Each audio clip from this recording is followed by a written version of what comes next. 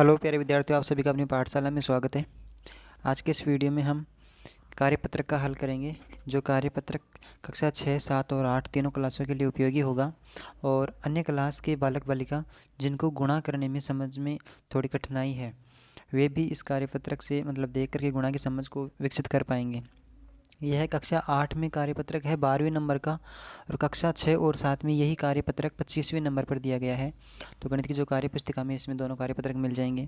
तो इससे पहले आकलन पत्रक का हल किया था, और इससे पहले गुणा से संबंधित, जोड़ और गुणा से संबंधित जो क्वेश्चन आंसर हल किए थे, उन्हीं प्रश्नों को ध्यान में रखते हुए ये पेपर तैयार किया गया है। कार्यपत्रक 12वें नंबर का है जो, तो इनमें जोड़ को ध्यान में रखते हुए किस प्रकार से गुणा करना है, गुणा की समझ विकसित हो सकेंगी। साथ ही ये इसमें लिखा हुआ है कि दक्षता का मतलब होता है कि अब अगर हम इन प्रश्नों को ध्यान से समझने का प्रयास करेंगे तो किस कार्य में दक्ष हो जाएंगे। तो गुणा के इबारती प्रश्नों को समझ सकेंगे। अपने इबारती प्रश्न का मतलब तात्पर्य ये होता है कि सवाल सीधा न होकर के कुछ उसमें टेढ़ा मेढ़ा होता है, ताकि हम उसको सही रास्ते तक पहुंच पाएँ, उत्तर के सही रास्ते तक पहुंच पाएँ। तो इस प्रकार के जो क्वेश्चन होते हैं वो इबारती प्रश्न कहलाते हैं, जिनमें सवाल सीधा न पूछ करके थोड़ा तिरछा घुमा फिरा करके पूछता है, और हमें उत्तर का पता लगाना होता है कि क्या पूछ रहा है, क्या जानना चाह रहा है, और हम उसका सही उत्तर बताते हैं। तो ऐसे इबारती सवाल कहलाते हैं। तो चलिए अपन शुरू करते हैं। आप समझ पाएंगे ये वीडियो अन्य जो पहले वाली वीडियो हैं उनसे थोड़ा सा 5-10 मिनट ज़्यादा हो सकता है, क्योंकि इसमें प्रश्न है वो 7-8 दिए गए हैं, और इबारती प्रश्न है तो जल्दबाजी में करेंगे तो 5 मिनट में पूरा हो जाएगा। लेकिन इसको थोड़ा समझने का प्रयास करेंगे। उम्मीद करता हूँ कि आप सही विश्वास के साथ देखेंगे और आप बेहतर तरीके से समझ पाएंगे। चलिए पहला क्वेश्चन हल करते हैं अपन। क्वेश्चन नंबर 1 इसमें, यदि अपन थोड़ा धीरे पढ़ेंगे और इस प्रकार से पढ़ेंगे कि जिसको भी गुणा के बारे में समझ नहीं है या प्रश्न में क्या करना है इस प्रकार से नहीं समझ पाते हैं, वे बेहतर तरीके से समझ पाएंगे। बस आप थोड़ा 15-20 मिनट थोड़ा ध्यान से देखने का प्रयास करें, फिर सही हो जाएगा। क्वेश्चन नंबर 1 इसमें, यदि एक डिब्बे में 4 कप आते हैं तो बताएं 6 डिब्बों में कुल कितने कप आएंगे। अब आधे बच्चे तो इस बात को तुरंत समझ जाते हैं, भाई इसमें क्या करना है, जोड़ करना है, गुणा करना है, या भाग करना है, किस प्रकार से घटाव करना है, जो भी करना है वो समझ जाएंगे। फिर भी कुछ बच्चे समझ नहीं पाते हैं, और जब अपने को कोई बता देता है भाई इसमें गुणा करना है, तो अपने को 2 संख्या दिख रही है प्रश्न में, इसमें 4 और 6 दिख रहा है, और अपन इसको गुणा कर लेते हैं। लेकिन कई बार क्या होता है कि ये पता नहीं चलता कि करना क्या है, तो किस प्रकार से करेंगे। तो गुणा के आधार पर समझ का विकसित किस प्रकार से कर पाएंगे। तो इसमें ये बोल रहा है कि पहले इसको 2 तरीके करने की। पहला तरीका तो ये हुआ कि अपन समझ के आधार पे इस चित्र को विजुअलाइज करके देखें, अपने दिमाग से सोचने का कोशिश करें कि किस प्रकार से इसमें डायग्राम चित्र बन रहा होगा। और दूसरा ये है कि अपन सीधा ही गुणा कर दे 4 और 6 को, फिर 24 आ जाएंगे, 24 उत्तर आ जाएंगे। तो इसको पहले कोशिश करते हैं। एक डिब्बे में 4 कप आते हैं, जैसे मान लीजिए ये एक डिब्बा हो गया और इसमें 4 कप हैं, तो बताइए ऐसे 6 डिब्बों में कुल कितने कप होंगे। तो एक डिब्बे में 4 कप आ गए, ठीक है। फिर दूसरा डिब्बा एक ये हो गया, इस डिब्बे में भी 4 कप हैं। और तीसरा डिब्बा ये हो गया, इस डिब्बे में भी 4 कप हैं। और चौथा डिब्बा ये रहा, इस डिब्बे में भी 4 कप हैं। पांचवा डिब्बा ये रहा, इसमें भी 4 कप होंगे, सब बराबर के डिब्बे हैं, ये 4 कप हैं। 3 और 2 5, और एक डिब्बा मैं इधर बना देता हूँ, इसमें भी 4 कप हैं। कुल मिला के ये इसका भी 4 कप हो गए। अब इसमें पूछ ये रहा है कि कुल कितने कप आएंगे। डिब्बे कितने हो गए, 6 हो गए। ये रहा 1 2 3 4 5, और ये 6 डिब्बे हो गए। अब अपने को इसने खुद नहीं बता दिया कि एक डिब्बे में 4 हैं, तो 6 डिब्बों में कितने हो जाएंगे। अपन क्या करते हैं, इसमें जोड़ते हैं 4 फिर प्लस 4, ऐसे जैसे 4 प्लस फिर प्लस फिर प्लस फिर प्लस, ऐसे 4 प्लस 4 प्लस 4, इस प्रकार जोड़ेंगे इनको। अपन ने गुणा किस प्रकार से किया था, कहने का मतलब इसमें जोड़ ही करना है। लेकिन अब जब संख्या 6 बार ही, यही संख्या ज़्यादा बार होती तो अपन जोड़ नहीं कर पाते। तो ऐसे प्रश्नों को हल करने के लिए फिर हम गुणा करते हैं।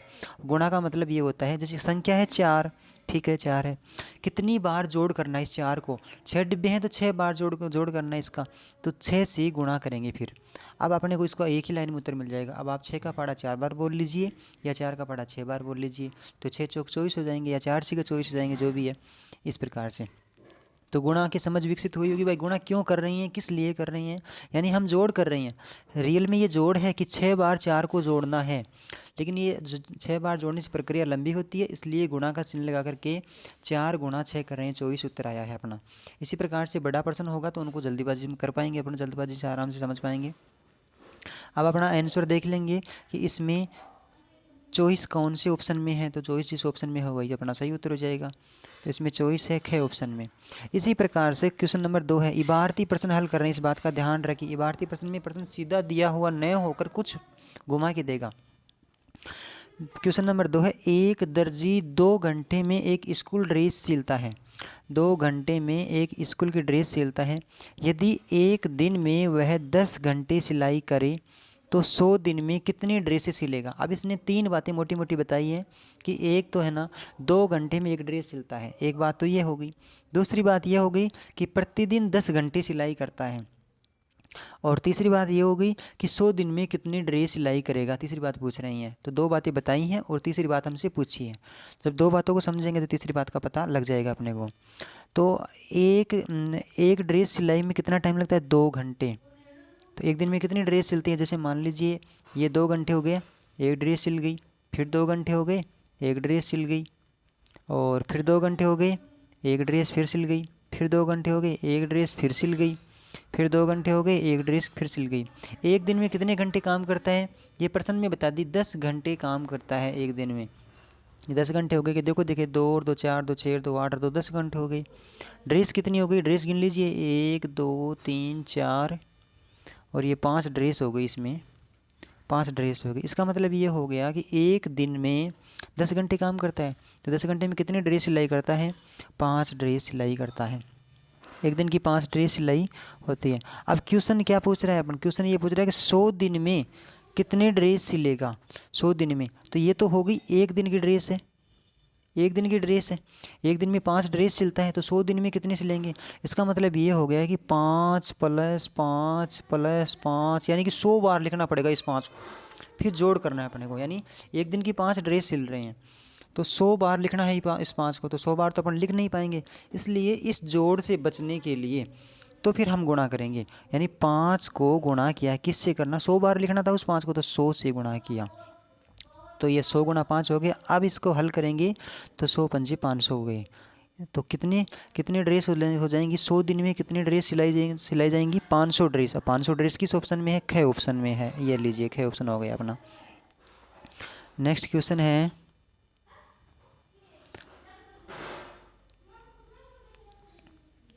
क्वेश्चन नंबर 3 है, इबारती क्वेश्चन हल करें तो सीधा नहीं बताएगा। सुनीता के पापा एक पार्क में सुबह 2 घंटे और शाम, सॉरी 2 घंटे नहीं है ये, सुबह 2 और शाम को 2 चक्कर लगाते हैं। भाई सुनीता के पापा हैं, एक पार्क में जाते हैं, सुबह भी 2 चक्कर लगाते हैं और शाम को भी 2 चक्कर लगाते हैं। इसका मतलब एक दिन में कितने चक्कर लगाते हैं, सुबह के 2 चक्कर, शाम के 2 चक्कर, यानी कि एक दिन के 4 चक्कर हो गए। दिन में 4 चक्कर लगाते हैं वे रोज़। यदि वह जून के महीने में हर दिन इसी तरह चक्कर लगाए तो बताएं उन्होंने पूरे महीने कुल कितनी चक्कर लगाई। अब इसमें 2-3 बातें पूछ ली। एक तो छोटा सा जोड़ हो गया, 2 घंटे तो सुबह और 2 घंटे शाम को, यानी कि रोज़ के 4 घंटे हो गए। ये तो बात होगी जोड़ की, सीधा प्रश्न नहीं पूछा, 2-3 काम करवा रहे हैं इसमें। अब जोड़ के साथ साथ में और क्या काम कर रहे हैं, यदि वह जून के महीने में, अब अपने को ये पता होना चाहिए कि जून का महीना कौन सा होता है, कितने दिन का होता है। हर महीने अलग अलग दिन के होते हैं। जैसे जुलाई में 31 दिन होते हैं, तो जून में कितने दिन होते हैं, जनवरी में 31 दिन होते हैं, दिसंबर में 31 दिन होते हैं। तो इसी प्रकार से आप ये 12 महीने, तो आप इनके नाम भी याद करेंगे और दिनों की संख्या कितनी होती है वो भी याद करेंगे।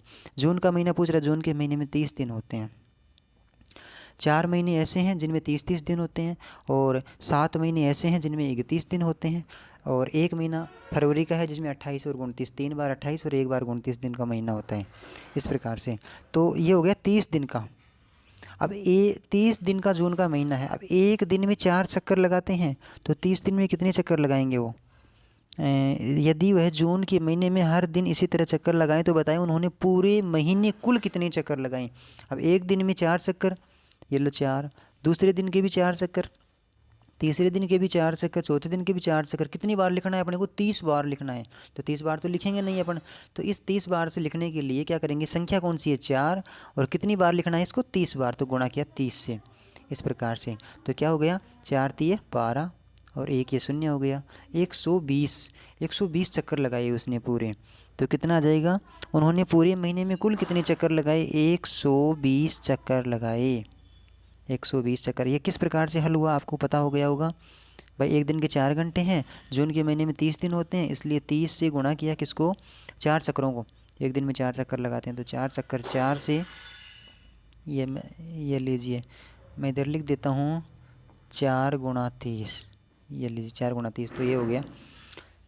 क्वेश्चन नंबर 4 है इसमें, सबीना ने 48 तकिए की गिलाफ खरीदी। गिलाफ से तात्पर्य कवर से समझ लीजिए, कवर से भाई तकिए की कवर खरीदी। एक गिलाफ की कीमत 60 रुपये है, बताइए ऐसे 30 गिलाफ कितने रुपए के आएंगे। देखिए प्रश्न में इसमें कुछ 3 बातें बताई हैं, जिनमें एक बात तो एक्स्ट्रा ही लग रही है मेरे को। भाई ये 48 तकिए की गिलाफ खरीदी, इससे कोई मतलब नहीं है। बात ये है, इन साहब ने बता दी कि एक गिलाफ की कीमत तो 60 रुपये है, तो ऐसे 30 गिलाफ कितने रुपए के आएंगे। इसका मतलब ये हो गया भाई, ये तो हो गया एक एक तकिए, एक कवर हो गया तकिए का, ठीक है। फिर ये लीजिए दूसरा कवर हो गया तकिए का, फिर ये लीजिए तीसरा कवर हो गया तकिए का। ऐसे कितनी बार लिखना है अपने को इस 60 को, 30 बार लिखना है भाई। 30 कवर चाहिए अपने को, 30 तकिए के कवर चाहिए, तो अब 30 बार तो लिखेंगे नहीं, यानी कि 60 को 30 बार जोड़ करना है। तो क्या करेंगे, संख्या तो है 60 है, संख्या तो है 60, और गुणा कर कितनी बार किससे करना है, 30 से, 30 बार लिखना है। तो इस प्रकार से, और कितना हो जाएगा, 6 को 3 से गुणा कीजिए, 6 तिये 18, और एक तो ये शून्य और एक शून्य, दोनों शून्य गुणा में होंगे तो डबल ज़ीरो लग जाएंगी। इस प्रकार कितने रुपए लगेंगे, 1800 रुपये लगेंगे पूरे। तो ऐसे कितने रुपए आएंगे, कितने रुपए खर्च होंगे, 1800 रुपये। मैं यहाँ पे लिख देता हूँ इसको सही क्वेश्चन के तरीके से। ये लिख दिया मैंने, 60 × 30 बराबर 6 तिया 18 हो गए, और दोनों के दोनों शून्य हो गए। ये लीजिए ये 1800 हो गए, 1800 रुपये। क्वेश्चन नंबर 5 है, अभी 48 तो किसी काम ही नहीं है, वो तो यूँ बताया था भाई 60 रुपये के काम आया, और ये 30 का काम आया है। क्वेश्चन नंबर 5 है, रमा प्रतिदिन 12 मटके बनाती है। भाई एक दिन में 12 मटके बनाती है, यदि वह 90 दिन तक मटके बनाती है तो कुल कितने मटके बनाएगी। अब जैसे मान लीजिए एक दिन के 12 मटके हो गए, दूसरे दिन के भी 12 मटके हो गए, तीसरे दिन के भी 12 मटके हो गए। अब की बार कितनी बार लिखना है इस 12 को, ये बोल रहा है कि 90 दिन तक है, तो 90 बार लिखना पड़ेगा। अब 90 बार तो लिखेंगे नहीं अपन, 90 बार तो बड़ा हो जाएगा, इसलिए इस 90 बार जोड़ करने से अच्छा तो ये है कि इसको गुणा कर लेते हैं। तो क्या करेंगे, 12 मटके तो हो गए, दिन के तो 12 हो गए, और गुणा कितने से करना है, 90 से गुणा करना है, तो 90 लिख दिया अपन ने। तो इसका मैं अपन क्वेश्चन की जगह पर ही लिख लेता हूँ अब, 12 × 90, दोनों को गुणा किया तो 12 को आप 9 से गुणा कीजिए, 12 9 में 108 होते हैं, 12 9 में 108, और एक शून्य ये लगाना है आपको, 1080, 1080 मटके बनाएंगे वो। इसका उत्तर हो जाएगा 1080। 90 दिन में कितने मटके बनेंगे, 1080 मटके बन जाएंगे। क्वेश्चन नंबर 6 है, एक बगीचे में पेड़ों की 18 पंक्तियां हैं। पंक्ति से तात्पर्य लाइन है, 18 लाइन है। जैसे मान लीजिए अपनी प्रार्थना स्थल पे लाइन बनाते हैं, 6वीं क्लास की लाइन ये होगी, 7वीं की ये होगी, 8वीं की ये होगी, पहली दूसरी क्लास की ये होगी, तीसरी क्लास की होगी। अब ये बोल रहा है कि एक लाइन में 18, पेड़ 18 तो लाइन है पूरी, और बोल रहा है एक लाइन में 12 पेड़ हैं। अब अपन ऐसे यूँ मान लीजिए भाई, प्रार्थना स्थल पे अपन ने लाइन बना रखी है, कितनी लाइन बना रखी है, 18 लाइन बना रखी हैं, और उनमें से एक लाइन में 12 बच्चों को खड़ा कर रखा है। सभी को गिनेंगे तो कैसे गिनेंगे, तो ये तो हो गई, ये तो पहली लाइन हो गई, 18 तो लाइन है, एक लाइन की 12 हैं। जैसे पहली लाइन में 12 पेड़ हो गए, ठीक है, दूसरी लाइन में भी 12 पेड़ हो गए, ठीक है, तीसरी लाइन में भी 12 पेड़ हो गए। तो इस 12 को कितनी बार लिखना है, कितनी बार जोड़ करेंगे, अपने को ये 18 लाइन बता रहा है, 18 पंक्तियां हैं ना, तो 18 बार लिखेंगे। अब 18 बार तो लिखेंगे नहीं, क्योंकि जोड़ने में ये प्रक्रिया लंबी हो जाएगी, इसलिए इसको 12, संख्या का नाम तो हो गया 12, और गुणा किससे करना है, गुणा करेंगे अब इससे जोड़ से बचने के लिए, तो 18 से गुणा करेंगे अपन, और 18 से गुणा करेंगे। तो मैं इसको सही जगह पे ही लिखता हूँ, ये लीजिए, यानी 12 12 तो हो गई, एक लाइन में हो गई, और कुल पंक्तियाँ हो गई 18, तो 12 × 18। अब आप इसको किस प्रकार से, ये लीजिए यहाँ हल कर लेते हैं, 18 × 12, 18 दूनी 36,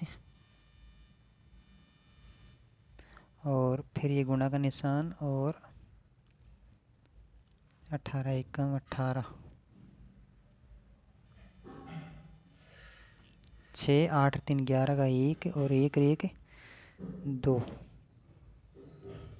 216। दूसरे तरीके से 18 में दायाँ 120, और 18 दूनी 36, 6 3 2 5, और 1। तो इस प्रकार से 18 को आप 12 से गुणा करेंगे तो 216 हो गए, तो आप क्या करेंगे, इसमें 216 कुल कितने पेड़ हो गए, 216 पेड़ हो गए। आप गुणा कर लीजिए साइड में, ये लीजिए।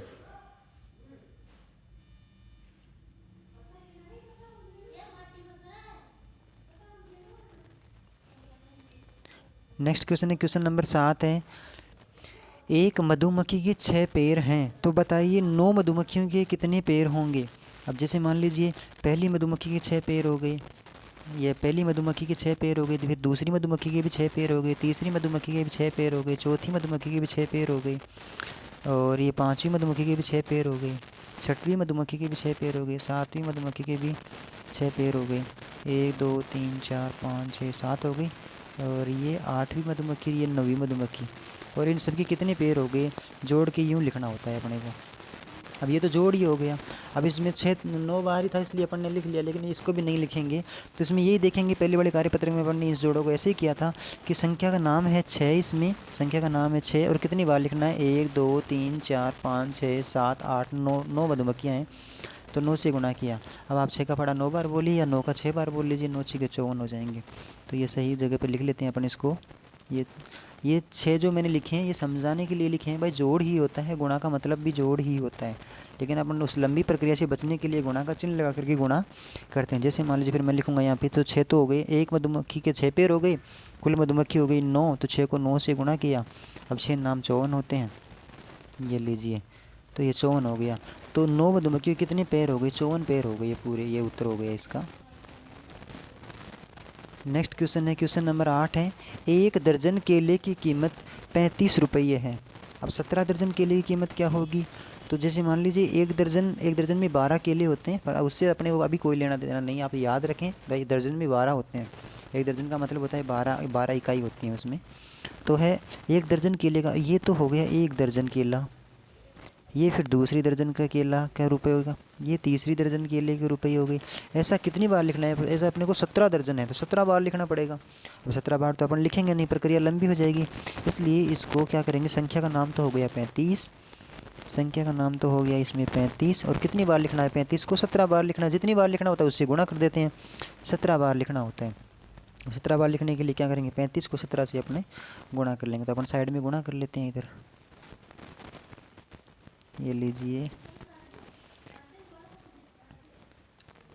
ये 17 हो गई है, ये 35 हो गया।